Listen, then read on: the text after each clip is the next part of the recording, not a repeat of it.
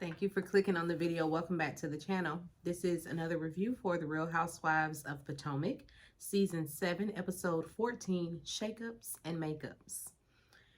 We are picking back up where Karen and Sharice about to throw down. Karen, she articulates, this time, what she means when she says that Sharice ain't genuine, and bringing up her mother's funeral.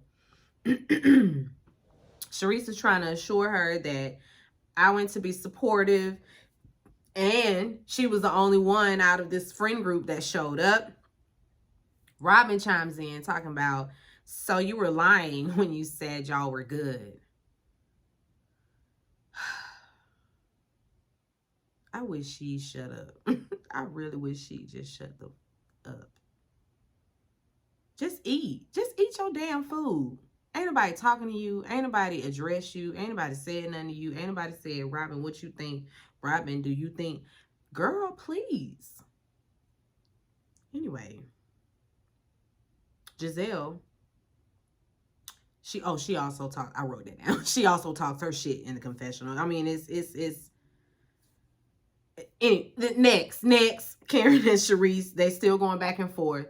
About rumors about Karen being a lush and Karen being checked out of rehab. And I just don't care, Sharice. You can say all you want. You can say Karen got checked out of rehab and she had a alcohol addiction. You can say she had a boyfriend. We still like her more than we like you.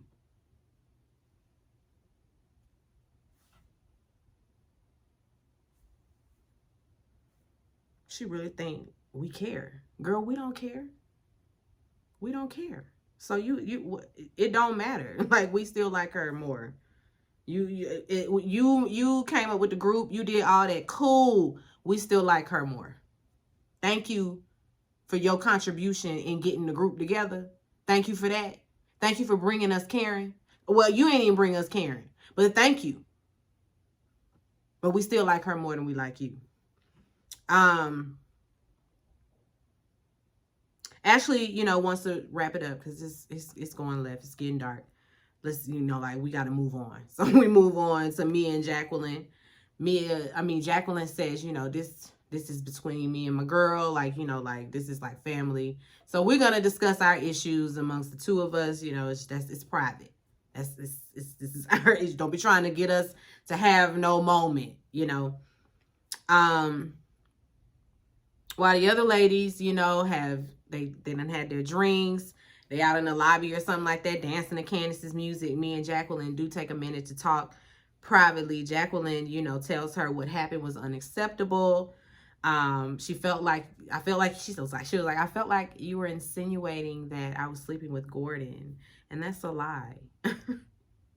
And Mia was like, what I said, what was I lying about? What I lie about? And of course, now they gonna go back and forth because when it comes to Jacqueline, she doesn't understand why she would say something like that. And it's like, she didn't say you was sleeping with Gordon. She just said close your legs to married men, because apparently you have relationships with married men. There have been multiple. And then Jacqueline tries to throw it back in Mia's face like, but you slept with Gordon and he was married, right? And Mia says, yeah, but I owned it. I've been told these people I was a home wrecker. Been told these people that. You don't own it. Own it. Mia just walk out the room. Jacqueline, you're such a bitch. Own it, girl. Own it. Own it. Anyway, the next morning, the ladies, get up. They out there they gonna get ready to do some yoga with Ashley in the hot sun. In the hot sand, in the hot sun. Absolutely not. Just show me to the cabana. Thank you very much. Karen sits this one out. So does Candace. Karen and Candace sit at the cabana. They sit under the cabana. Wendy also goes in there and sits under the cabana. Like, they kind of trickle onto the beach or whatever. While Candace is talking to Karen, Karen tells her that she can be cordial with Sharice. We have mutual friends in this group, so I can be cordial with the girl, but I'm done with that. I'm done with that conversation. Those ladies, the other ones, they start the yoga, whatever. once they get dressed and everything, they head on the Sprinter to their next destination. They're gonna go. I think this is when they're gonna go to the cenote. I don't know. Yeah. Karen on the bus on the Sprinter, she asked Robin about her veil, and Robin was like, "I told you it blew off," and she's like, so well, so when's the wedding? And Robin's like, none of your business, because none of y'all are invited. They all like, oh, okay, girl. Just send her a present. Just send her a gift. Girl, you and that sham of a wedding. You ain't got to be rude to the people. She's so defensive about it. When you could just flat out say, y'all, we gonna just probably do the justice of the peace, or y'all, we probably just gonna ride out. Like, what's the point? Like, be honest with yourself for one. Because people got questions, and just like you always got questions that you demand an answer to, okay, well, now it's your turn to be giving up some answers. Robin, the main one, she love to say that when she asks questions that are none of her business. But they're just questions. I'm just asking a question. Well, they just asking a question. When the wedding? Are you getting married? Absolutely not, because you're still not married. As far as we concerned, don't you get up on this reunion talking about we got married yesterday. Don't do it. Don't do it, girl. Don't even ask about it no more. Please, let's just all stop asking her about it, because it's not happening, and we really don't care if it does or if it doesn't. Speaking for myself.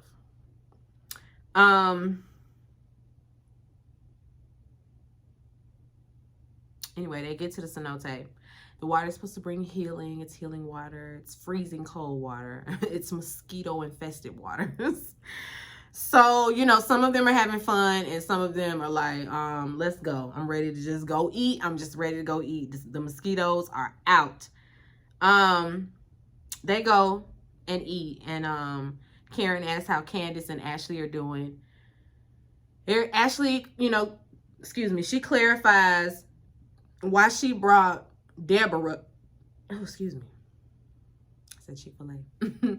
She asked her, she clarifies why she brought Deborah to the thing, and that she felt like she needed to hear from the horse's mouth, what was going on, because that's what she would want. And Candace gives her the nicest, calmest, nastiest read of her own factual tea. Like Candace is like, well, you know what, Ashley? You come from a relationship where there was mistrust and it had toxic notes. I said, yes, toxic notes. Toxic notes. Anyway, it had toxic notes. And so you were always on guard, always feeling like some woman was after your man or somebody was after your man because of how your man moved out here in these streets. But I trust my man, and I know who I marry, and I don't really got to worry like that. So you don't have to bring nobody to me, because I don't believe it. No way. I ain't worried about it, baby.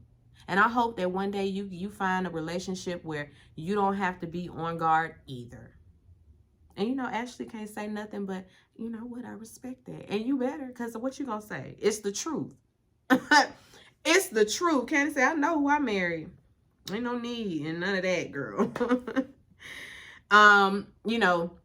Ashley's accountable and she apologizes. Candace is like, well, I mean, we done been here before. You apologize, we get cool. I think we on a clean slate. We starting over, and then you throw something else in the mix, shaking shit up, making us go back a few steps. And Candace knows that to be fair. Ashley knows that's fair as well. That's fair. Yeah. You always doing that. Like you always got your foot on that lady neck. We saying, can you please be done with that? Ashley finally throws out there what her issue is. What she was mad about them seasons ago, when Candace was basically mocking the fact that she had a miscarriage, or that she was trying to get pregnant or something like that. She had a miscarriage story at Monique's baby shower. And Candace mocked it with Giselle. Of course, Giselle ran it back to Ashley. And Ashley feels some kind of way. She felt like she never received an apology about that. She says Candace was very hard on her, and she was dealing with some difficult things in her life. Um, she was insensitive. She was insensitive. Wendy interjects, and she's like, I've been around the both of you, with the three of us, and we have a great time. And so hopefully we can get to a place where that's genuine. Like hopefully we can stay there. Ashley has to stop being vindictive though. She got to just let the hurt go. She got to let it go. They leave, and go back to the hotel. Ashley and Cherise, they at the bar. Ashley over there, I'm so proud of you for standing up to Karen. I bet, girl. Shut up. Anyway, Cherise goes and does exactly what Karen said she would do, which was continue to push this and use this funeral and her being the only one in attendance to paint Karen out to be the bad guy in the situation. It's obvious that that's what she was doing. Like, I was confused about Karen's aggression and anger in that moment, because she got really upset and really angry, and she couldn't really articulate what was going on. It did seem like the editing was off when all of that happened. But when she articulated what she meant, which was, you use not clout. We need to stop throwing clout around too, because we ain't say the lady need clout. We said she wants back on the show. It would behoove her to be getting along with Karen and filming with her and all of that than to be at odds with her. Or it would behoove her to be at odds with Karen so she can get back on. Like, either way it goes, she's playing chess and she's playing the game of reality TV, and we see her. Me and Karen, we see her. So that's what she means by that. But she did exactly what she's just on there talking about it. Just like we said, you doing exactly that. Using your attendance of the funeral, to vilify her. The rest of the ladies, call their kids, whatever. They getting ready for dinner. They get to dinner, shots right away. Ashley brings up Robin's wedding again. And Wendy is like, when is it? Now she's saying, I finally realized that I don't want a wedding. And Giselle is like, and we come back to commercial, and then, it's not what it seems. And she's saying that she doesn't want a traditional wedding. But she shares, so we're going to a wedding. Somebody in her family getting married, and they're going to Jamaica for the wedding, and the very next day, as a family, they're going to go off and get married. Nobody's going to know. We don't want to take their shine, but yeah, we're going to do that. We're going to get married right after them. Okay, girl. They all cheers and everything like that. Karen like, girl, shut that line up. Go line that. Karen be giving Robin as hell in that confessional. It's hilarious. Mia's like, are you going to have a bachelorette party? She tries to play coy. She knows she wants some butt naked strippers in her face. She knows she do. Robin knows she want it. She knows she want that. Let me hurry up because my phone finna die. Giselle, she brings up that Karen and Sharice, she brings up Karen and Sharice's fight. She wants to get to this now. She feels like, I feel like Sharice's character was completely assassinated. She had to say it like that with emphasis. She says, I don't know Sharice to be any of those things. I know Sharice to be honest and amazing. Girl, whatever. They play a scene from the early days when she was on as a cast member. She being a house mother to the girls, whatever. This ain't gonna help her case, but whatever. Giselle gonna say, if there's to be a queen of Potomac, that is Sharice. Karen don't care, Giselle. You're not gonna ruffle her feathers with this. She is the grande dame, and that's that. Again, we like Karen more than we like Sharice. And so you can queen of Potomac all you want to. When it comes to this platform here, Real Housewives of Potomac, we like Karen. I don't even care nothing about Sharice. I don't care. We don't care about nothing she got going on. We won't care about none of that. She might be popular over there around yin yang yang around the house, but we both know who the undiscovered diva is, and that's Karen Huger. Anyway, Giselle, she demands this discussion because Karen is like, I'm not doing this. We're not talking about this. No, thank you. Oh, no, we gonna talk about this. I mean, she just demands it. Girl, you can demand all you want to. Robin chime in too, trying to demand answers. And she's like, I said, I don't want to talk about it. You're going to be talking to yourself. As I said, I'm done talking about this issue. We're not talking about this. Oh, so everybody else can be held to the carpet, but you are off limits, right? Yes, that's what I said. Absolutely, that's what I said. I ain't talking about it. You can talk to yourself. I'm done. Stop. She said, as it involves me, stop. Enough is enough. I let you say your piece, but there is nothing else to discuss on this issue. Giselle, again, demanding. She's like, listen, cool. Look, that's cool. I'm still not doing it.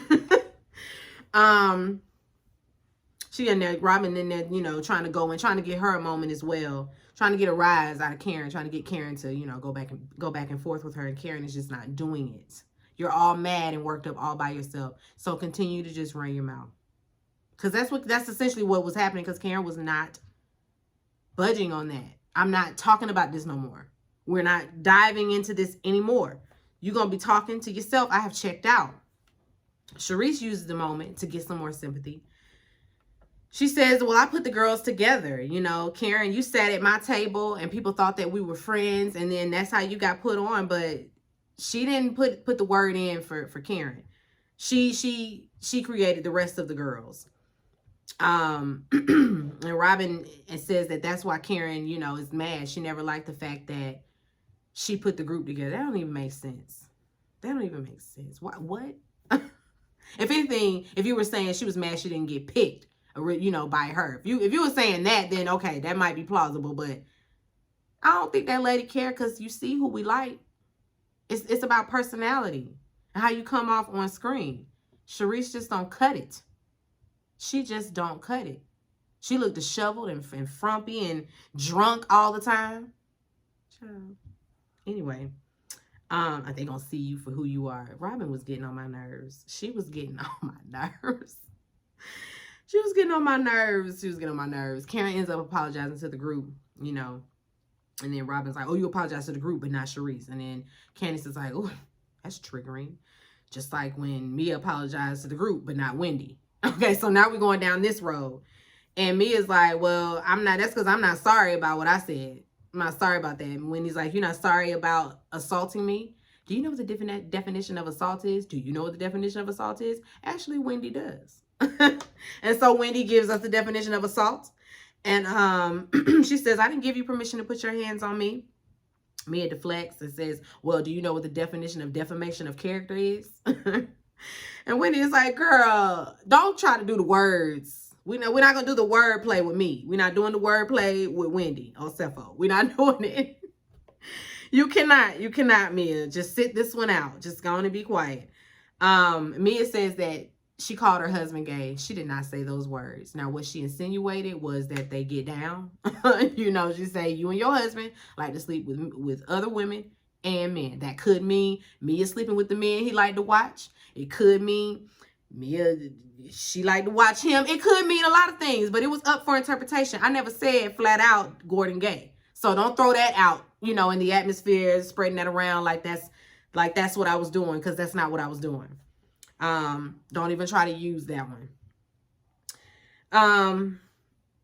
Of course, the peanut gallery, you know, Giselle and Robin, they over there adding they ad-libs to the contrary. Did she say what she say? Giselle always doing that. Girl, please shut up. Maybe she doing it for a little sound bite. I don't know. Peter gets mentioned, and you know, she says Mia ends up telling him, well, I mean, y'all thought that was Peter's girlfriend, but she was really my girlfriend first. So I mean, now Peter gonna be cussing you out in the morning. Now you're gonna get a hateful text message from Peter because you out here saying stuff like that. Anyway, Mia and Wendy, you know, they go back and forth. Wendy is winning the argument because she got all the words. That girl is quick. Quick. But anyway, she tells her what all that, yeah, all that, but don't do it again. Don't let it happen again. I'm just a warning. It's not, you're not gonna get, don't do it again. Oh, it's that thread. No, girl, it's not thread. It's a promise. Don't do that. Don't do that. It was so Nigerian of her, and I loved it. I love it. Anyway, that's it. That's it. Wendy said, I'm going to be on that ass. You do that again. I'd like to see it. But no, then again, I wouldn't. I would not like to see Wendy outside of her character in that way. Let me know. I would never. Anyway, the end. Be sure to rate, comment, and subscribe to the channel. It's Call Me Busby, and I'll chat with you later. Peace and light.